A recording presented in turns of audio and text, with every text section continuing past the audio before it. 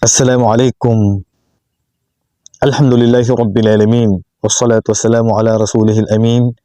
Sayyidina wa habibina Muhammad wa ala alihi wa sahbihi ajma'in, amma ba'd. Assalamualaikum warahmatullahi wabarakatuh.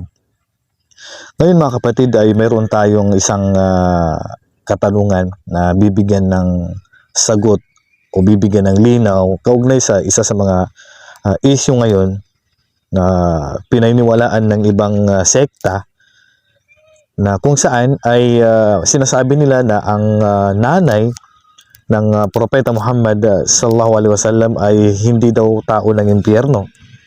So ito ay sasagutin natin alinsunod sa mga katibayan na babasahin natin.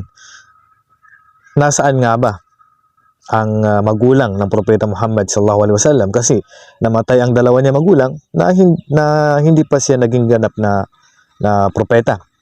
Bata pa lang siya ay namatay na po ang kanyang magulang. So ang tanong ngayon, saan ba mapupunta ang kanyang dalawang magulang? Sa paraiso nga ba o sa impyerno?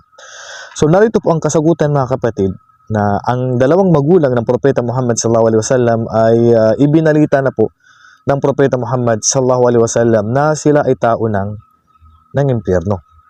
So ito po sa hadith na naisalaysay ni Anas radhiyallahu anhu, anna rajulan qala, katotohanan ng isang lalaki kanyang sinabi, sabi niya, ya Rasulullah, ayna abi? Sabi niya, ya Rasulullah, saan ang tatay ko?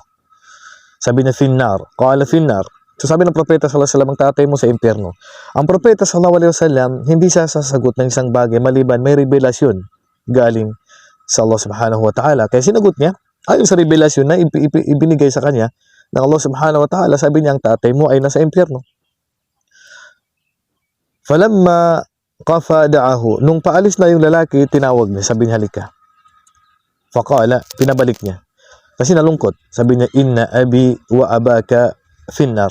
Katotohanan na ang tatay mo at ang tatay ko ay nasa impyerno. Subhanallah. Ito ay hadis marawahu Muslim. Wala na pong diskusyon. Ang hadis na ito ay napakalakas. Rawahu Muslim. Na kung saan ay nagkasundo po ang lahat ng ummah na pagkatapos ng Sahih Bukhari, pagkatapos ng Quran ay Sahih Bukhari, pagkatapos ng Sahih Bukhari ay Sahih Muslim. Kaya ang tinawag na Sahih ay wala na pong diskusyon kung ang hadis ba ay malakas o mahina. Talagang malakas at correct ang hadis. So ibinalita ng Propeta sallallahu alaihi wasallam ng tatay niya ay tao ng impyerno. So wala nang diskusyon. Ibig sabihin, hindi na nakatulong sa kanila ang Propeta sallallahu alaihi wasallam.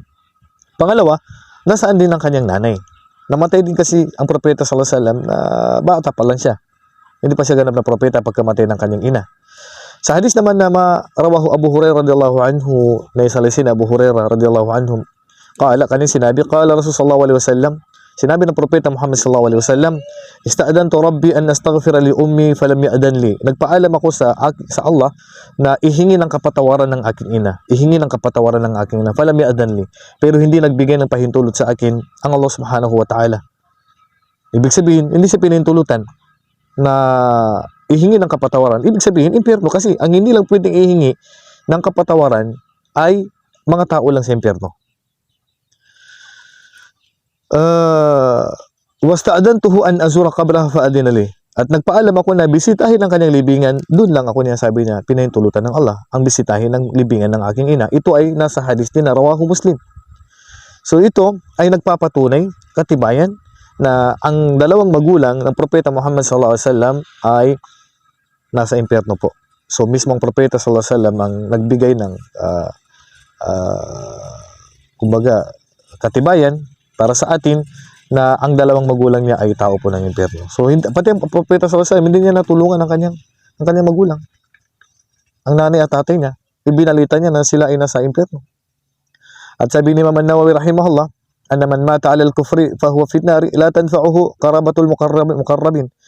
So ang sino mang namatay sa kufr, namatay na labas siya sa Islam, o namatay na gumagawa siya ng gawain na labas sa Islam, ay na siya ay napunta sa impyerno, ay wala nang, hindi na makakatulong sa kanya kahit na pinakamalapit na kamag-anak na yan. Kahit na propeta pang kamag-anak na hindi makakatulong sa kanya. Hindi, pati ang paghiling ng Propeta sallallahu alaihi wasallam ay panalangin na hindi pinahintulutan ng Allah subhanahu wa ta'ala. So ito ay kaalaman na sagot natin sa mga naniniwala na hindi daw totoo na ang magulang ng propeta sallallahu alaihi wasallam ay nasa impyerno kasi hindi daw nakarating sa kanila ang mga sugo o propeta.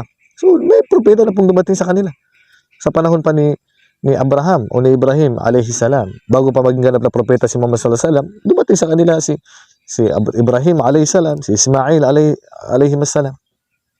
So ito lamang ay binigyan lang natin ng kasagutan na ang dalawang magulang ng propeta sallallahu alaihi wasallam, siya mismo ang nagsabi na sila ay tao ng impyerno. Hiling natin sa Allah subhanahu wa ta'ala na lahat tayo kasama ng ating mga magulang ay pagkaloob na ng Allah sa ating lahat ang kanyang pinakamataas na antas ng paraiso o mapunta tayo sa paraiso at mapatawad nawa ang kasalanan natin bago tayo mamatay. Hanggang dito na lamang. Wallahu a'lam.